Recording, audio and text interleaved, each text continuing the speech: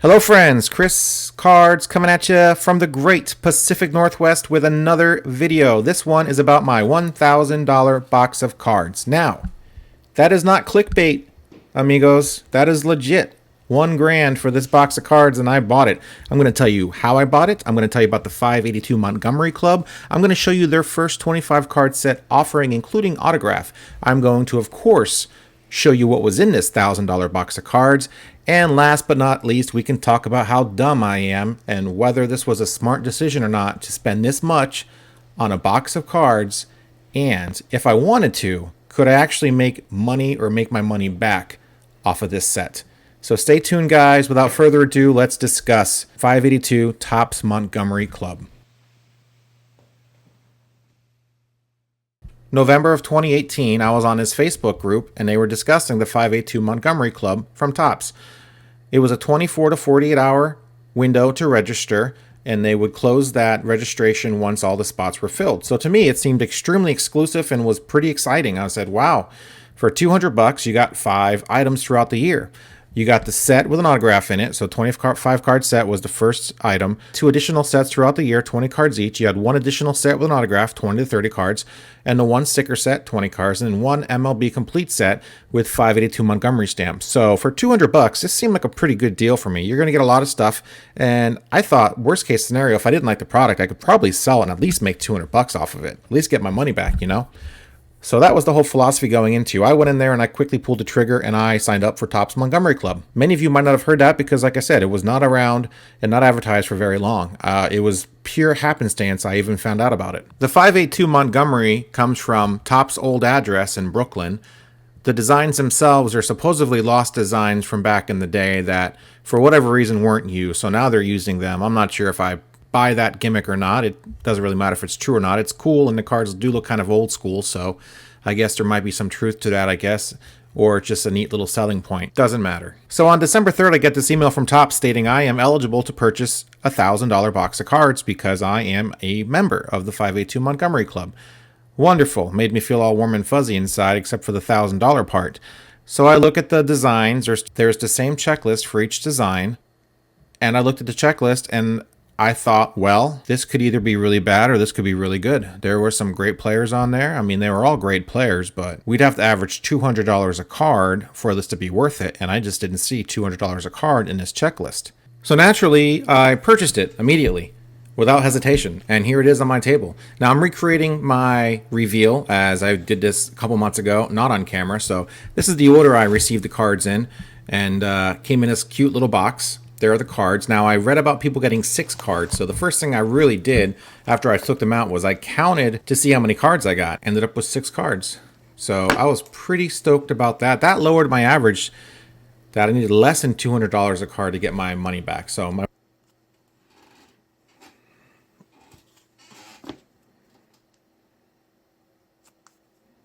first card here was a Brave. And we all know who that is. That's Chipper Jones. Card number 3 out of 25. Nice card. Not a $200 card probably, but a nice card nonetheless. The next card, Hall of Famer, Cardinal, Bob Gibson. Now this was 1 of 5. 1 out of 5. Maybe I get $200 for this. Thankfully, it's a low-numbered car. My third card,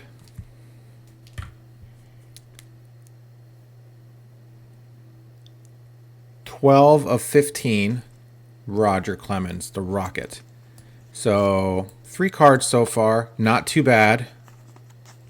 Nice looking cards, really nice looking cards. And they better be nice looking cards. Brave, not a retired player this time. This time it is Freddie Freeman. And this card is 25 of 25. Not a $200 card at all. Not even close on him. Fifth card, Texas Rangers.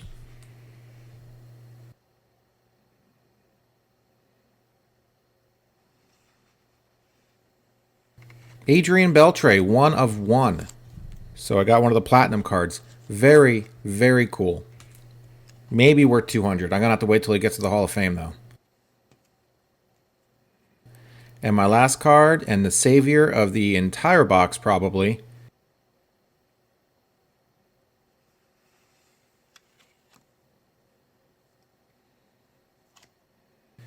Mr. Ohtani. Very happy to get this, obviously. 3 of 25.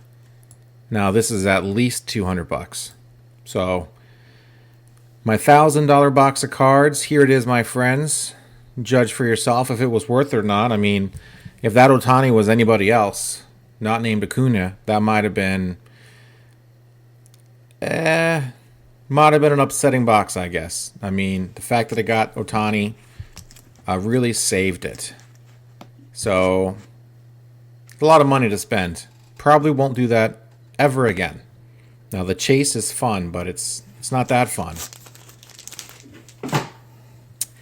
So now let's check out this first 25 card set we got. Now, I got this set probably a month ago. So it was supposed to ship after I signed up for the club, and it was 3 months after I signed up for the club. So it was kind of in limbo. I had no idea where this set was. I'm not sure if it got lost in the mail. I couldn't figure it out. But here it is. Nice design, nice set, 25 card set. Card number 1, Mike Trout. The backs are very plain on these Montgomery Club cards. They're all pretty much the same with the exception of the name of the player and maybe some of their stats. Card number 2, Bryce Harper. And I won't go over all these names. You can read them on here for yourself, but a pretty decent set. I mean, it better be if it's only a 25 card set. Lots of good rookies. I like the design. Very nice. And it's exciting to know I'm going to get a few more of these sets throughout the year. And once I get these other sets, as they trickle in, I'll make some more videos and I'll show you what I got. Now this set does come with an auto, a sticker auto of one of these guys. So obviously should be pretty good, right? I mean, maybe it's Max Muncy. That wouldn't be great. Jack Flaherty, wouldn't be terrible.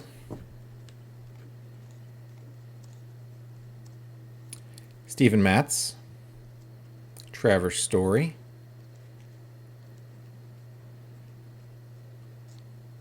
Paul DeJong,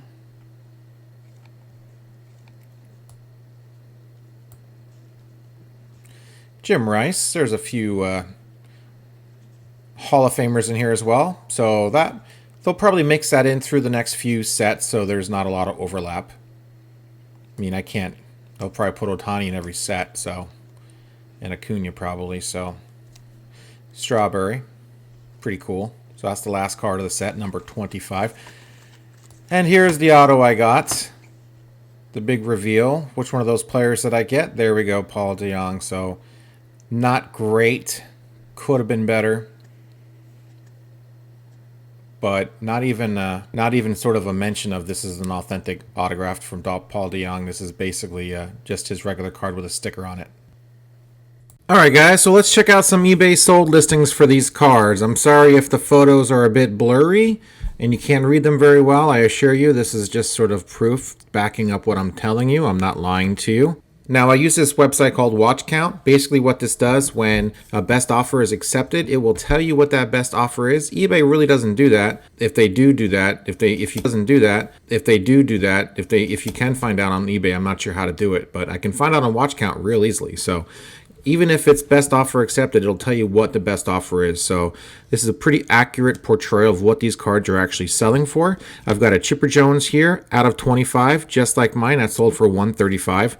Another one sold for $110. Another one sold for $128. An out of 15 sold for $400. Out of 15 sold for $250. And an out of 15 sold for $305. So with my out of 25 between $135 $125, we can pretty much assume I can put this on for probably $150. I might wait a while, but I think I can get $150 for it.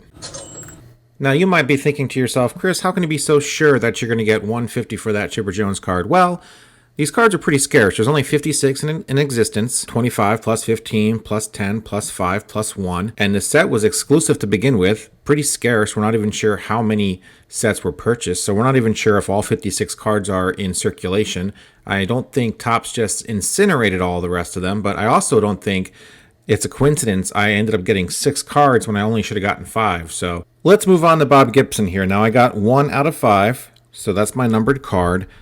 We have a 4 out of 15 for 120. We have a 16 out of 25 for 100.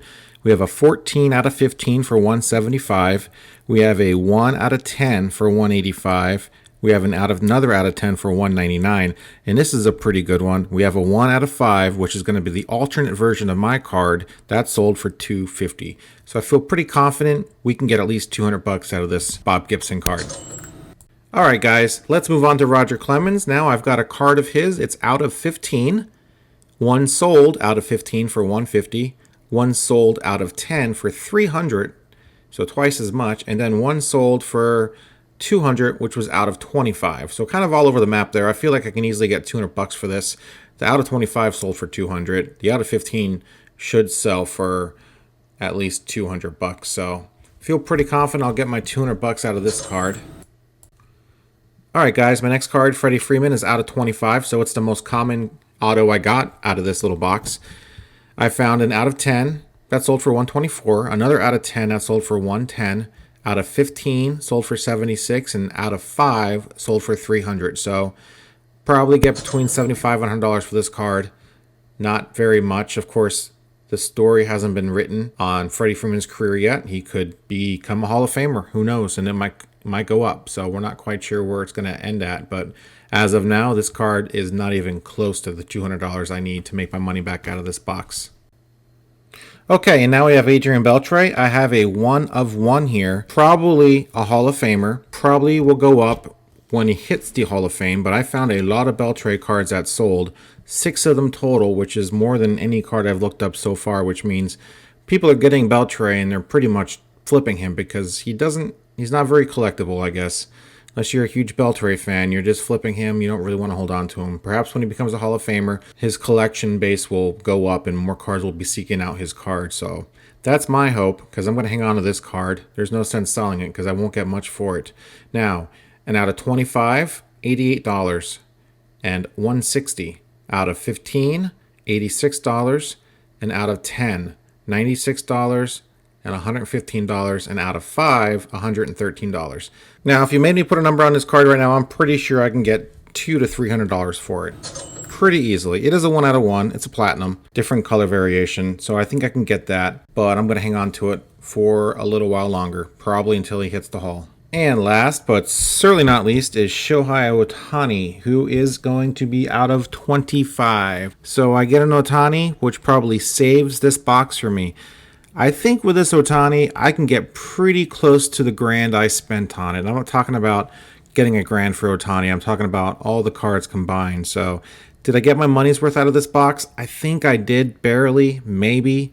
Who knows? Definitely happy with the Ohtani and the 1 of 1, of course.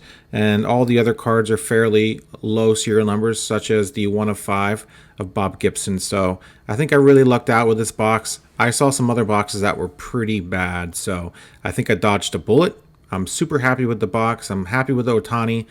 I think I should get rid of the Ohtani here in the next year. If Ohtani starts off hot 2019, I might think about putting this up for sale, simply because he could fall off the face of the earth after 2019. This card might be worth nothing, so it's only going to go maybe up a little bit more, but it has a potential to drop to nothing. So, I mean, that's the real fear here. So now I found 3 confirmed sales of this card. I found an out of 15 for $1,100. I found an out of 10 that sold for $537, which was weird. I'm pretty sure that was an auction. And out of 10 for $1,300.